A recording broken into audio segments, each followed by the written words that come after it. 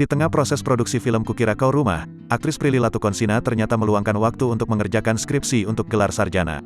Sebagai informasi, Kukira Kau Rumah merupakan pengalaman Prilly Latukonsina sepanjang karirnya karena ia bertindak sebagai produser sekaligus pemeran.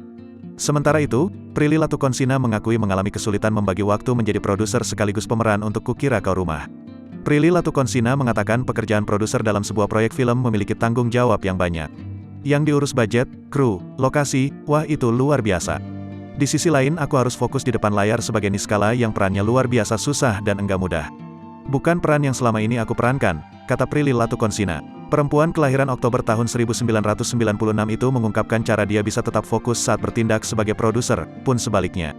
Di saat pemain sudah pulang, aku belum. Aku masih evaluasi produksi sama kru. Dan di saat pemain bisa istirahat, aku harus urus editing, warna, ujar Prilly Latukonsina. Di saat yang lain belum mulai kerja, aku harus urusin sponsorship. Jadi, ya itu proses selama 2 tahun. Terakhir itu yang melelahkan, ungkap Prilly Latukonsina melanjutkan. Untuk diketahui, Prilly Latukonsina merupakan lulusan terbaik gelar sarjana ilmu komunikasi, SIKOM dari London School of Public Relations, LSPR. Sementara, Prilly Latukonsina berencana melanjutkan pendidikan S2 karena mendapatkan beasiswa dari kampusnya.